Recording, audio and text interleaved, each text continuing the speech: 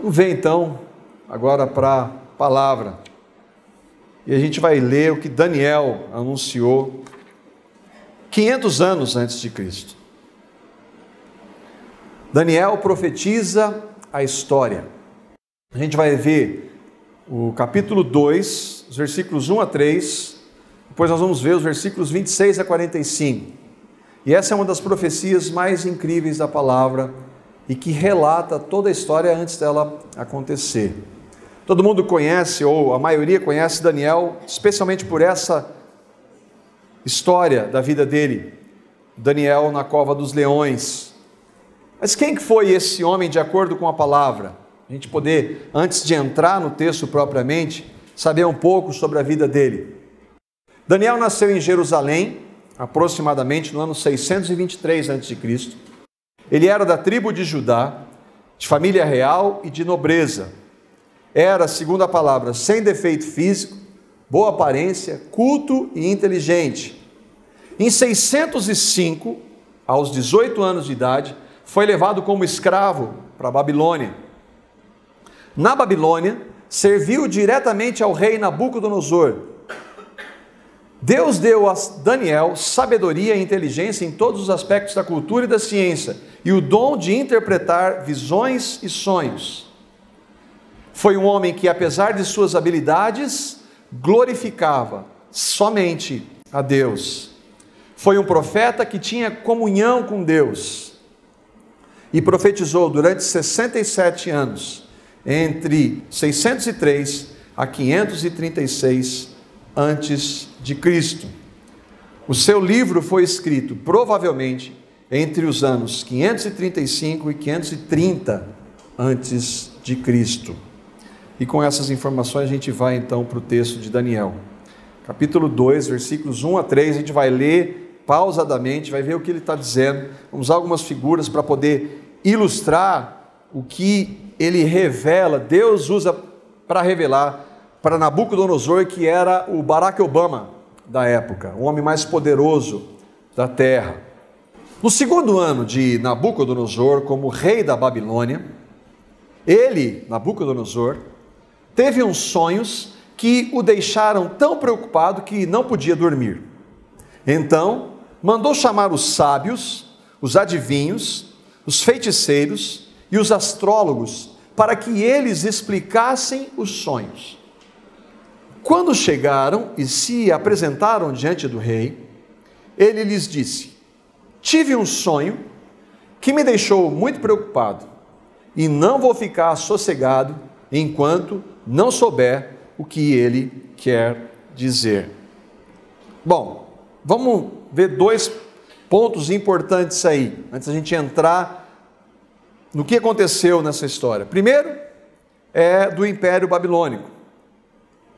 Aqui, um historiador, e que fala da Babilônia, fonte extra-bíblica, para comprovar o que a palavra de Deus diz.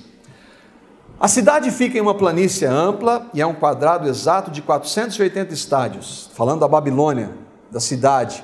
Enquanto tal é o seu tamanho e grandeza, não há outra cidade que ela se aproxime. Escreveu isso no século V a.C.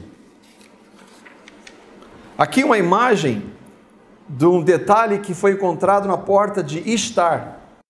Falando de Nabucodonosor, que foi o autor dos Jardins Suspensos na Babilônia, uma das 7 maravilhas do mundo antigo. E aqui um cilindro que fala, e a história registra Nabucodonosor como um rei brutal, poderoso e ambicioso, que governou a Babilônia entre os anos 605 e 562. Por que isso? Para mostrar que a palavra de Deus não é um monte de história. E que, é interessante, Daniel, um homem de Deus, esteve ao lado um dos maiores imperadores da história. Russell Champlin, comentando sobre o Nabucodonosor, sobre quem ele era, se tornou o governante universal do mundo, conhecido em sua época, através de muitas e brutais conquistas que não deixavam seus adversários em pé. O Império Babilônico está na história, que durou entre os anos 605 até 562 a.C. O seu nome é mencionado, o nome de Nabucodonosor é mencionado 90 vezes na Bíblia. E ele é lembrado por transformar Judá em uma província do império, o envio dos judeus para o cativeiro babilônico e a destruição de Jerusalém e do templo. Bom, entra aí Daniel. A gente vai ver os versículos 4 a 25, nós vamos saltar. E aqui é uma imagem do que Daniel e o Nabucodonosor viu. Ele chamou os adivinhos, os sábios, e queria saber deles o que ele tinha sonhado. Ele não está perguntando, eu vou dizer os sonhos e vocês vão interpretar. Eu quero que vocês digam o que eu sonhei. E além de dizerem o que eu sonhei, vocês vão ter que interpretar. Se vocês não fizerem isso, vai morrer todo mundo. Bom, como ali era tudo picareta, como tem bastante hoje, ninguém soube entender, revelar o sonho. E ele diz assim, eles dizem para o Nabucodonosor, só os deuses podem revelar o que você quer. Ninguém, não existe homem na terra que possa responder. Está pedindo para nós mostrarmos, dizermos o que você sonhou e o significado. Diz para nós pelo menos o que você sonhou. E ele diz assim, vocês estão querendo me enganar. Se vocês não disserem o que eu sonhei, vai morrer todo mundo. A história vai chegar então em Daniel. E aí nos versículos 26 a 28, Nabucodonosor chama Daniel para interpretar, e nós vamos ler o texto. O rei perguntou a Daniel, também chamado de Beltesazar, você é capaz de contar-me o que eu vi no meu sonho e interpretá-lo? E aqui a gente vê aquilo que uma das características de Daniel, toda glória é dada somente a Deus. Daniel respondeu, nenhum sábio, encantador, mago ou adivinho é capaz de revelar ao rei o mistério sobre o qual ele perguntou. Ele está simplesmente relatando aquilo que já sabia. Mas existe um Deus nos céus que revela os mistérios. Ele mostrou ao rei Nabucodonosor, e por isso que a gente está lendo esse texto, o que acontecerá nos últimos dias. O sonho e as visões que passaram por tua mente quando estava deitado foram os seguintes. E aqui a gente está vendo nos últimos dias, essa expressão nós vamos ver várias vezes. Jesus vai falar dela, os apóstolos vão falar desse período dos últimos dias. Nos versículos 29 a 33, Daniel vai então dizer para Nabucodonosor o que aconteceu, o sonho que ele teve. Quando estavas deitado, ó rei, a tua mente se voltou para as coisas futuras, e aquele que revela os mistérios te mostrou o que vai acontecer. Quanto a mim, este mistério não me foi revelado porque eu tenha mais sabedoria do que os outros homens, mas para que tu, ó rei, saibas a interpretação e entendas o que passou pela tua mente. Tu olhaste, ó rei, aqui ele começa a mostrar o sonho, e diante de ti estava uma grande estátua, uma estátua enorme, impressionante, e a sua aparência era terrível.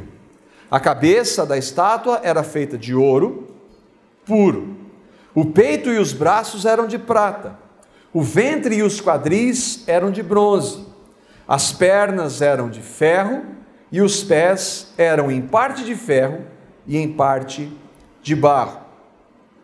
Nabucodonosor tem um sonho, dado por Deus. Foi Deus quem deu aquele sonho a Nabucodonosor. Ele não sabe o que isso significa, mas a visão está relacionada aos últimos dias. A estátua está em pé e é dividida em 5 partes: ouro, prata, o peito e os braços, a barriga e os quadris eram de bronze,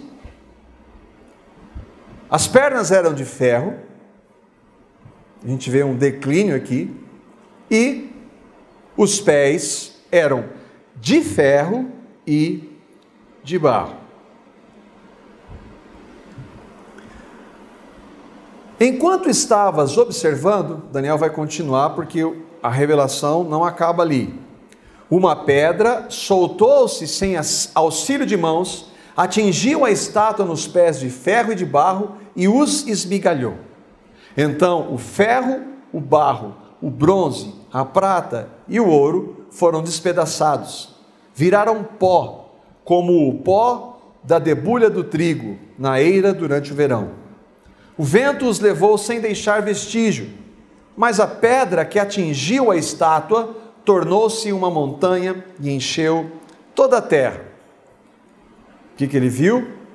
Ele viu uma pedra que o texto diz que foi solta sem o auxílio de mãos e que atingiu os pés da estátua. Quando atingiu os pés da estátua, ela destruiu a estátua toda. E essa estátua foi então destruída e foi formada a pedra que atingiu a estátua, tornou-se uma grande montanha e encheu toda a terra. Bom, este é o sonho. E até aqui, se nós não tivéssemos os textos, os versos seguintes, nós estaremos boiando, não saberíamos o que isso significa. Mas Deus falou para Daniel o que era o sonho e trouxe a interpretação do que aquele sonho significava. E aqui que entra a história. Versículos 26 ou 36 a 40. Foi este o sonho, e nós o interpretaremos para o rei. Tu, ó rei, porque nós? Daniel foi, quando ele foi confrontado, ele foi diante de Deus, e com Sadraque, Mesaque e Abednego, eles foram orar e pedir a Deus para falar com eles. Senhor, se o Senhor não trouxer isso, nós vamos todos morrer. Então por isso que ele está dizendo nós, mas é ele que está diante de Nabucodonosor. E aí ele diz assim, aqui a interpretação: tu, ó rei, é rei de reis. O Deus do céu tem dado domínio, tem te dado domínio, poder, força e glória. Quem é Nabucodonosor? Rei da Babilônia. Quem é a Babilônia? Que domina Israel e que levou todos para serem escravos, cativos. Quem colocou Nabucodonosor lá? Deus. Esse Deus colocou nas tuas mãos a humanidade, os animais selvagens e as aves do céu. Onde quer que vivam, ele fez de ti o governante de todos. O Império Babilônico, a história secular mostra, foi um dos grandes impérios sobre a terra. Aí ele diz, ele dá uma descrição de Nabucodonosor e vai dizer: Nabucodonosor, tu és a cabeça de ouro. Aí ele continua: depois de ti surgirá outro reino, inferior ao seu. Daí, porque os materiais vão diminuindo a sua qualidade. Em seguida, depois desse reino, ele é o cabeça de ouro, depois vem a prata, e depois vem o bronze. Em seguida, surgirá um terceiro reino, reino de bronze, que governará também sobre toda a terra. Finalmente, haverá um quarto reino, forte como o ferro, pois o ferro quebra e destrói tudo, e assim como o ferro a tudo despedaça, também ele destruirá e quebrará todos os outros. Babilônia é a cabeça de ouro. Depois, isso está nos livros de história secular. A Bíblia diz isso, o próprio Daniel percebe a mudança de impérios durante os 67 anos que ele profetiza. Depois da Babilônia, veio o império chamado Medo-Persa. Depois da Média e da Persa, veio o Império Grego. Depois do Império Grego, veio o Império Romano, na época quando Jesus nasce. E aí então, ele vai descrever esses impérios, e nós vamos ver na história, porque ele está narrando a história antes dela acontecer, com exceção da Babilônia. O Império Babilônico durou de 603 a 539, aproximadamente. De 539 a 330 veio o Império Medo-Persa. A Grécia veio de 330 a 68 a.C. e Roma de 68 a 476. Versículo 41. Ele não terminou ali, agora ele vai falar de um outro império. Então todos esses já passaram. O último império, o Império Romano, foi até aproximadamente o século V depois de Cristo. Ele diz assim: como viste, os pés e os dedos eram parte de barro e em parte de ferro. Aqui é uma outra realidade. Isso quer dizer que esse reino será um reino dividido. Todos aqueles foram impérios que dominaram. Aqui este reino é um reino dividido, mas ainda assim terá um pouco da força do ferro, embora tenha visto ferro misturado com barro. Assim como os dedos eram em parte de ferro e em parte de barro, também esse reino será em parte forte e em parte frágil. E como viste o ferro estava misturado com o barro, isso quer dizer que se procurará fazer alianças políticas por meio de casamentos, mas essa união não se firmará, assim como o ferro não se mistura com o barro. Então ele falou da Babilônia, ele falou da Média Pérsia, ele falou da Grécia e de Roma. Irmãos, séculos antes de acontecer. E ele está falando de um último império, que é um reino dividido, que não mais há um único império, e desde Roma até hoje, nunca mais houve. Outro texto de Daniel, que nós não temos tempo para ver, ele vai falar dos 10 dedos, como sendo governos que existiram e que vão existir até o dia que virá essa pedra, que o texto diz. O que esse reino, os pés quer dizer? Será um reino dividido. Os dedos eram em parte de ferro e em parte de barro.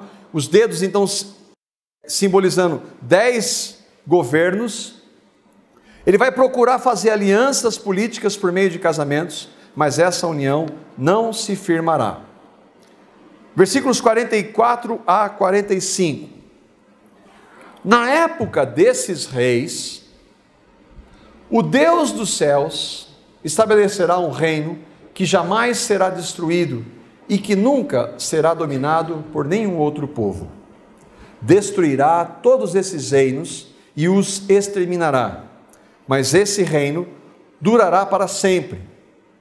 Este é o significado da visão da pedra que se soltou de uma montanha sem auxílio de mãos.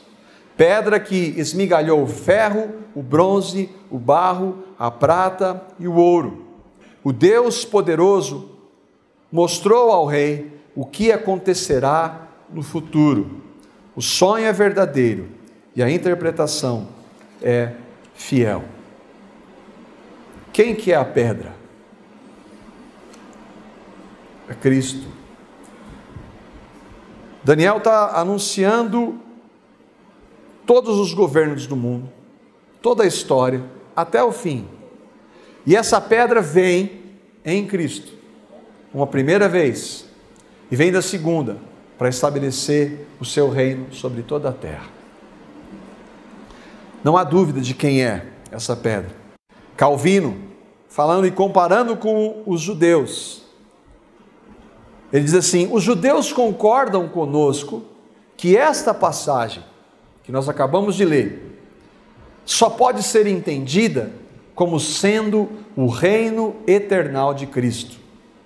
Não negam que o sonho dado ao rei da Babilônia apontava para o reino de Cristo. Os judeus entendem que a pedra é o Messias, só que eles não creem no Messias. O fato de ainda estarem esperando o seu Cristo é onde eles diferem de nós. É triste, mas a maior parte dos judeus negou a Cristo, que é a pedra. E onde a gente vê Jesus como a pedra? Em vários textos do Novo Testamento. Mateus 16, 18. Jesus está falando para Pedro Também eu, Jesus, te digo que tu és Pedro, e sobre esta pedra, Cristo, edificarei a minha igreja, e as portas do inferno não prevalecerão com ela. A Igreja Católica Romana diz que Jesus está falando para Pedro, e que sobre Pedro ele edificaria a sua igreja. Não. Jesus, por que Jesus está falando sobre essa pedra? Porque pouco antes Pedro disse o quê? Tu és o Cristo, o Filho do Deus vivo. Pedro, sobre isto que você disse, que sou eu vou edificar a minha igreja. Não sobre você, Pedro, porque Pedro, daqui a pouco, o que vai acontecer? Jesus fala assim: arreda-te, Satanás, porque você não cogita das coisas de Deus, mas dos homens. Pedro, ao mesmo tempo que ele tem uma revelação do Espírito falando que Jesus é a pedra, é o Messias, o Cristo, o Filho do Deus vivo, ele fala logo em seguida: Senhor, não deixa isso acontecer, porque Jesus disse que iria para a cruz. Então a pedra não é um homem pecador como eu e como vocês. A pedra é Cristo. Marcos 12:10. Ainda não lestes essa escritura? A pedra que os construtores rejeitaram, essa veio a ser a principal pedra angular. Quais os construtores? Os judeus. Rejeitaram quem? A Cristo, a pedra. Nós acabamos de ver Calvino dizendo. Atos 4:11. Este Jesus é a pedra rejeitada por vós, os construtores, a qual se tornou pedra angular. 1 Pedro 2:4. Chegando-vos para ele, falando para nós os cristãos, a pedra que vive, rejeitada sim pelos homens, mas para com Deus, eleita e preciosa. A pedra que atingiu a estátua tornou-se uma montanha e encheu toda a terra. A sua primeira vinda, Cristo anunciou o seu reino. Nós vamos ver isso amanhã, desde a primeira vinda de Cristo até a segunda, nós estamos vivendo o período que a Bíblia diz, são os últimos dias. A igreja começou ali com Cristo, aquele grupo pequeno de cristãos foi se espalhando e atingiu toda a terra, e hoje nós somos frutos disso.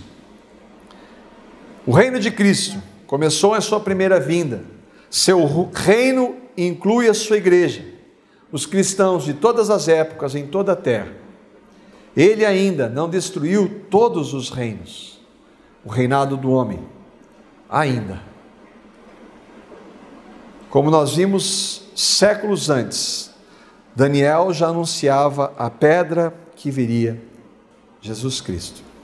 Amanhã nós vamos ver o que Jesus, se o Senhor permitir, o que Jesus, a pedra que veio, tem a dizer sobre esses últimos dias.